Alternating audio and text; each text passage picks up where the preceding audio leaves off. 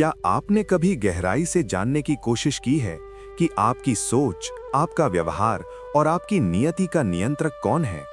आज इस विशेष वीडियो में भगवान कृष्ण वो आध्यात्मिक डीएनए कोड प्रकट करेंगे जो हर मानव के स्वभाव और भाग्य को नियंत्रित करता है। ये हैं प्रकृति के 3 मूल गुण, सत्व, रज और तम। ये वो ज्ञान है जो बताता है कि क्यों एक व्यक्ति ज्ञान की ओर आकर्षित होता है, दूसरा धन के पीछे भागता है और तीसरा आलस्य में डूबा रहता है। और सबसे महत्वपूर्ण, इन तीनों के जाल को काटकर अमरत्व का मार्ग कैसे प्राप्त किया जाए।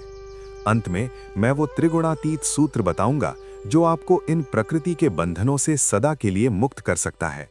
पूरे ध्यान से सुनिए। स्वागत है आपका सनातन स्तंभ पर। आज हम श्रीमद् भगवद गीता के 14वें अध्याय गुणत्रय विभाग योग के मर्म में प्रवेश कर रहे हैं। ये मानव मनोविज्ञान और आध्यात्मिक रसायन का वो अद्भुत संगम है जहां भगवान संपूर्ण सृष्टि को चलाने वाले 3 मूलभूत सिद्धांतों का पूरा रहस्योद्घाटन करते हैं। ये अध्याय आपको स्वयं को और संपूर्ण ब्रह्मांड को डिकोड करना सिखाएगा। श्लोक 1। श्री भगवान उवाच परम भूयः प्रवक्ष्यामि ज्ञानानां ज्ञानम उत्तमम् यज्जात्वा मुनयः सर्वे पराम सिद्धिम इतो गताः। अर्थ, श्री भगवान बोले, अब मैं तुम्हें ज्ञानों में सर्वश्रेष्ठ परम ज्ञान पुनः कहूंगा जिसे जानकर सभी मुनि इस लोक से परम सिद्धि को प्राप्त हो गए। श्लोक 2।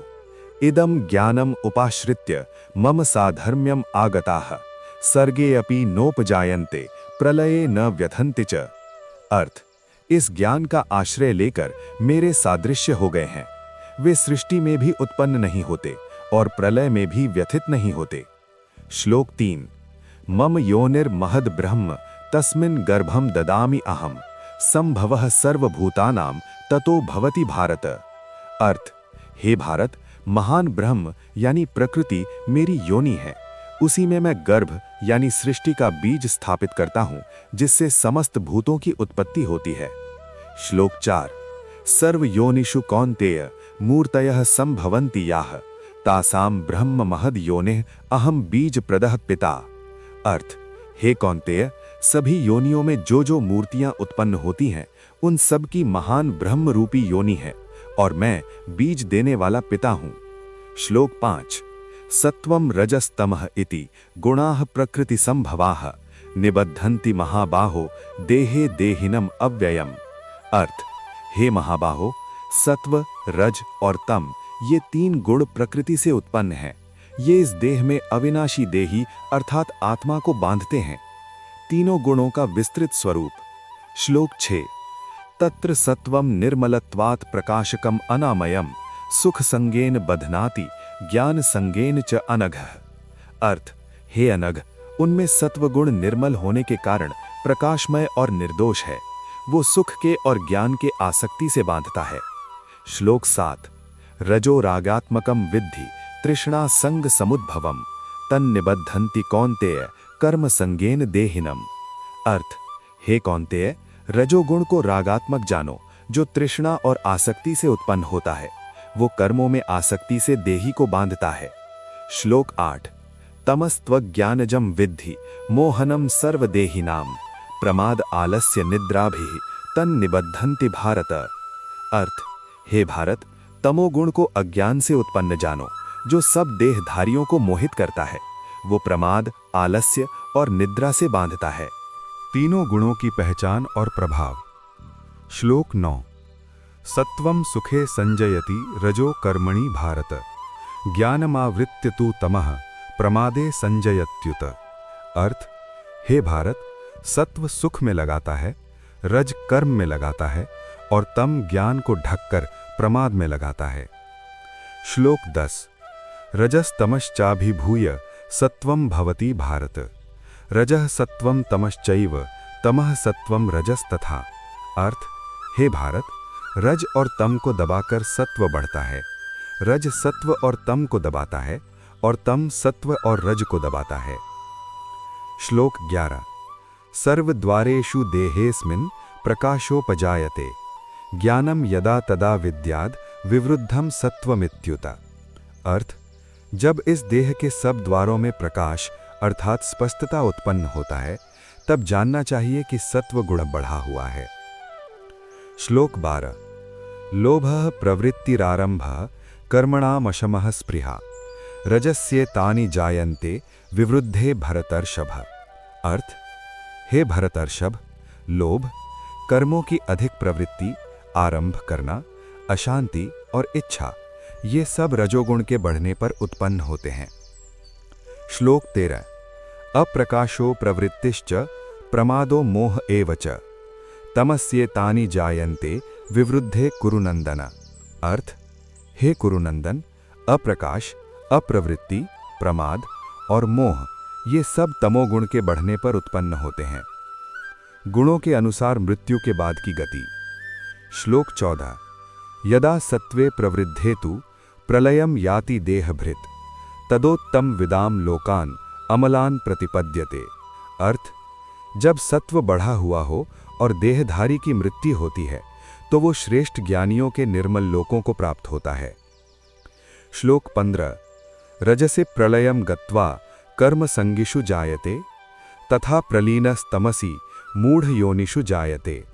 अर्थ, रजोगुण में प्रलय को प्राप्त होकर कर्मों में आसक्ति वालों में जन्म लेता है और तमोगुण में प्रलय को प्राप्त होकर मूढ़ योनियों में जन्म लेता है। श्लोक 16। कर्मणः सुकृतस्याहु सात्विकम निर्मलम फलम रजसस्तु फलम दुःखम अज्ञानम तमसः फलम। अर्थ, शुभ कर्म का फल सात्विक और निर्मल कहा गया है, रजोगुण का फल दुख है और तमोगुण का फल अज्ञान है। श्लोक 17। सत्वात् संजायते ज्ञानम रजसो लोभ एव च प्रमादो मोह तमसो भवतो अज्ञानमेव च।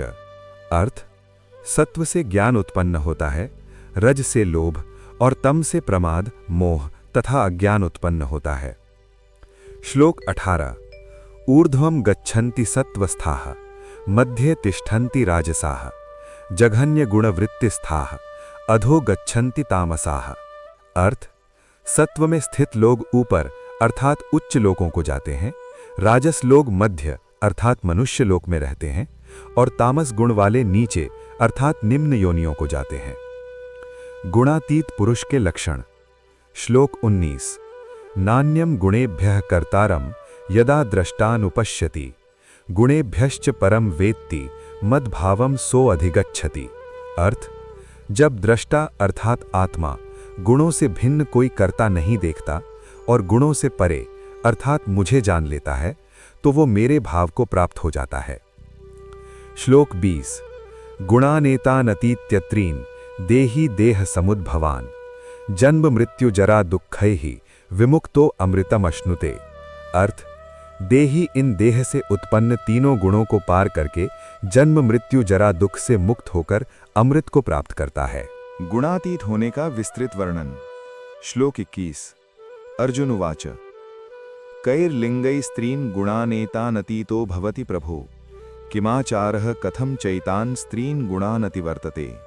अर्थ, अर्जुन बोले, हे प्रभु, किन लक्षणों वाला मनुष्य इन तीन गुणों को पार कर जाता है, उसका आचार कैसा होता है और वो इन तीन गुणों को कैसे लांघता है।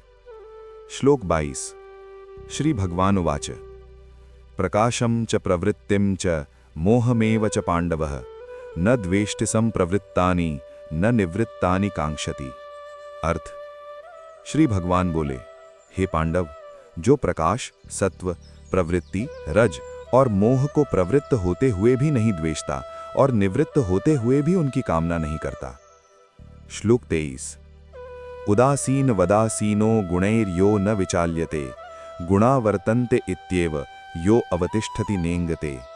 अर्थ, जो गुणों से न हिलने वाले उदासीन की भांति बैठा रहता है, ये जानकर कि गुण ही गुणों के साथ कर्म कर रहे हैं, वह स्थित रहता है, डोलता नहीं। श्लोक 24। समदुःख सुख स्वस्थः समलोष्टाश्म कांचनः तुल्य प्रिय प्रियो धीरः तुल्य निंदात्म संस्तुतिः। अर्थ, जो सुख दुख में सम, स्वस्थ, मिट्टी पत्थर और सोने में समदृष्टि, प्रिय अप्रिय में सम, धीर, निंदा स्तुति में सम है। श्लोक 25। मानापमानयोस्तुल्यो तुल्यो मित्रारिपक्षयोः सर्वारंभ परित्यागी गुणातीतः स उच्यते।